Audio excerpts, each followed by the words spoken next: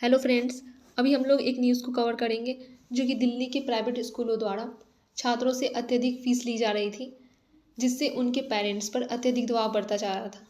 इसलिए दिल्ली सरकार ने दिल्ली स्कूलों के प्रति पारदर्शिता निर्धारण और फीस विनियमन 2025 विधेयक पारित किया। इसका उद्देश्य स्कूलों की फीस प्रणाली में पारदर्शिता, नियंत्रण और न्याय सुनिश्चित करना है और यह शिक्षा को किफ़ायती बनाएगा और स्कूलों को जवाबदेह बनाएगा, जिससे अभिभावकों को राहत मिलेगी और यह पैकेज शिक्षा क्षेत्र में काफ़ी मददगार भी साबित होगा। जैसा कि पिछले एक दशक में दिल्ली के कई निजी स्कूलों ने बिना किसी अनुमति के लगातार फीस में बढ़ोतरी की।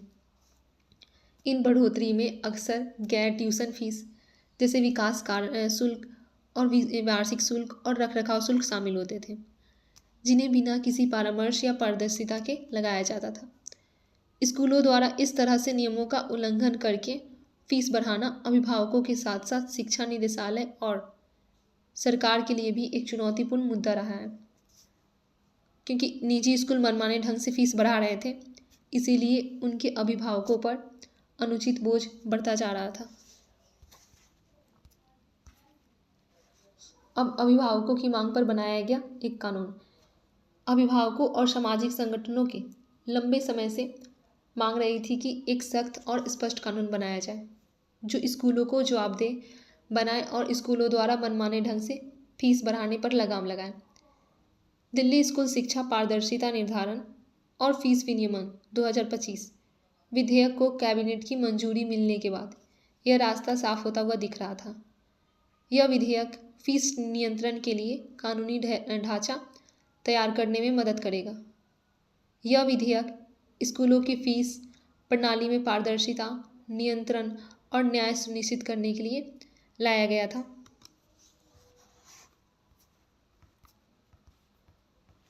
अब दिल्ली में स्कूलों को नियंत्रित करने वाले अधिनियम के तहत मौजूदा प्रावधान इस प्रकार है। दिल्ली स्कूल शिक्षा अधिनियम 1973 की धारा 17(3) के साथ दिल्ली स्कूल शिक्षा नियम 1973 के तहत कोई भी सहायता प्राप्त स्कूल द्वारा निर्देशित फीस के अलावा कोई भी फीस नहीं लेगा या प्राप्त नहीं करेगा या कोई भुगतान नहीं करेगा। हालांकि प्रत्येक सहायता प्राप्त स्कूल जिसके पास अलग अलग फीस है, उसे ऐसी फीस लेने से पहले निर्धारित प्राधिकारी के पूर्व स्वीकृति प्राप्त करनी होगी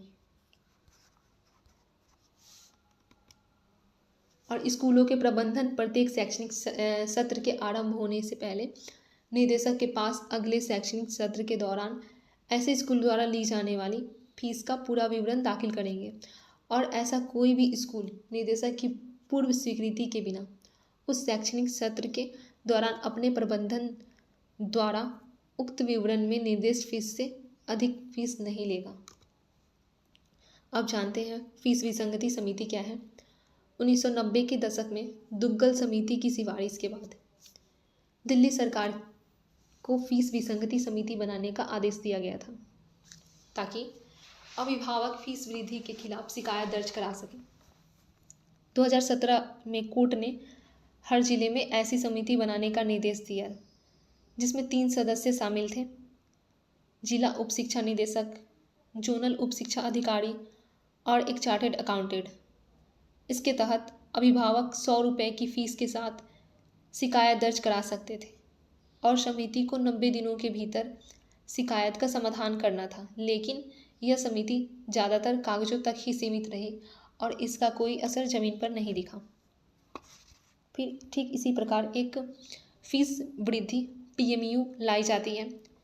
निजी स्कूलों के फीस वृद्धि प्रस्तावों की जांच के लिए 2023 में 2 परियोजना प्रबंधन इकाइयाँ PMU बनाई गई, जिसमें चार्टर्ड अकाउंटेंट की टीमें स्कूलों के वित्तीय दस्तावेज को देखती थी और फीस में वृद्धि की आवश्यकता को आकलन करती थी, जिसके कारण समय समय पर कुछ विवाद भी हुए। जैसे 24 फरवरी 2025 को दास रीजन स्कूल में बिना किसी अनुमति और बिना किसी सूचना के की गई अचानक फीस वृद्धि के कारण अभिभावकों ने स्कूल के बाहर प्रदर्शन किया। इसी प्रकार 7 मार्च 2025 में फीस वृद्धि के खिलाफ अभिभावकों ने दिल्ली शिक्षा निदेशालय के बाहर जोरदार प्रदर्शन किया और शिक्षा विभाग से तत्काल हस्तक्षेप की मांग की। अभिभावकों ने कहा कि बिना किसी पूर्व सूचना और सरकारी अनुमति के की गई यह अनुचित फीस वृद्धि पूरी तरह से अवैध है और इसे तुरंत वापस लिया जाना चाहिए। ठीक इसी प्रकार 20 मार्च को भी ऐसा किया जाता है कि डीपीएस द्वारिका ने फीस न देने पर बच्चों को कक्षा में नहीं बैठने दिया और उन्हें लाइब्रेरी में बंधक बनाकर रखा। और इस प्रकार के कई मामले सामने आते हैं और इन पर कुछ कार्रवाइयाँ भी की जाती है। जैसे कि 12 दिसंबर 2024 को शिक्षा निदेशालय ने फीस वृद्धि पर सृजन स्कूल को कारण बताओ नोटिस जारी किया। फिर 19 जुलाई को फीस वृद्धि के लिए डीपीएस द्वारिका को कारण बताओ नोटिस जारी किया। फिर 25 मई 2018 को अरविंद केजरीवाल, जो कि उस समय मुख्यमंत्री थे, उन्होंने छठे केंद्रीय वेतन आयोग की सिफारिशों के कार्यान्वयन का हवाला देते हुए 575 निजी स्कूलों को उनके द्वारा ली गई अतिरिक्त फीस वापस करने का निर्देश दिया। सरकार ने स्कूलों को जून 2016 से जनवरी 2018 के बीच ली गई अतिरिक्त फीस 9% ब्याज के साथ वापस करने का भी निर्देश दिया और इस प्रकार की कई कार्रवाइयाँ की गई। अब जानते हैं कि स्कूल फीस के नाम पर गरीबों को कैसे लूटा जाता है। स्कूल फीस के नाम पर गरीबों को लूटना एक गंभीर समस्या है, जिनसे कुछ परिवार अपने बच्चों को शिक्षा से वंचित करा दिए जाते हैं और उनकी आर्थिक स्थिति खराब होने के कारण बच्चे पढ़ नहीं पाते हैं। इसके कुछ प्रमुख कारण भी हैं, जैसे निजी स्कूलों की अत्यधिक फीस। गरीब परिवार अपने बच्चों को अच्छी शिक्षा देने के लिए निजी स्कूल में दाखिला देते हैं, लेकिन वहाँ प्रवेश शुल्क, वार्षिक शुल्क, विकास शुल्क जैसे बच्चों से हजारों रुपए लिए जाते हैं। ठीक इसी प्रकार यूनिफॉर्म, किताबें और स्टेशनरी पर ज़बरदस्ती की जाती है। जैसे स्कूल खुद के विक्रेता से यूनिफॉर्म और किताबें खरीदने के लिए मजबूर करते हैं, जहाँ दाम बाज़ार से कई गुना ज़्यादा होता है। और इसी प्रकार एंट्री फ़ी, एनुअल फ़ी, डेवलपमेंट फ़ी, कंप्यूटर लैब्स फ़ी, ऐसे बहुत सारी फैसिलिटीज़ होती हैं।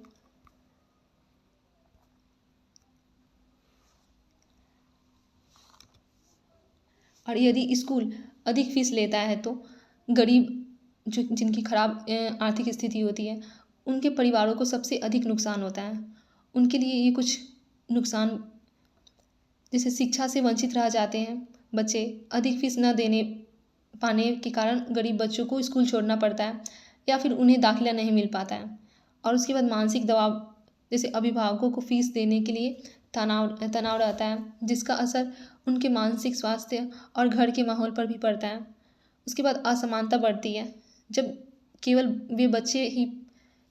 केवल बच्चे पर ही पैसा देते हैं, जबकि बच्चे बेहतर सुविधाओं का लाभ उठा सकें और गरीब बच्चे पीछे छूट जाते हैं, तो सामाजिक और शैक्षणिक असमानताएं बढ़ती हैं।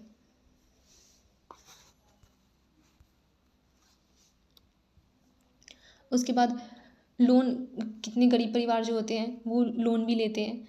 कई लोग अपने बच्चों की शिक्षा के लिए लोन लेते हैं, जिनसे उन पर अत्यधिक आर्थिक बोझ बढ़ जाता है। उसके बाद शिक्षा के अधिकार आरटीआई का उल्लंघन किया जाता है। उल्लंघन के तहत निजी स्कूलों में गरीब बच्चों के लिए 25% सीटें आरक्षित हैं। हालांकि कई स्कूलों में यह नियम का पालन नहीं किया जाता है या माता पिता को इसके बारे में सूचित नहीं किया जाता है। 2011 के जनगणना के अनुसार भारत में अनपढ़ लोगों की संख्या जो है वो 28.27 करोड़ थी। और यह सांख्य प्रकार है। कुल जनसंख्या 2011 का 121 करोड़ के आसपास है, जिनमें से साक्षरता दर 74.04% है। इसका मतलब है कि 25.96% लोग अनपढ़ हैं।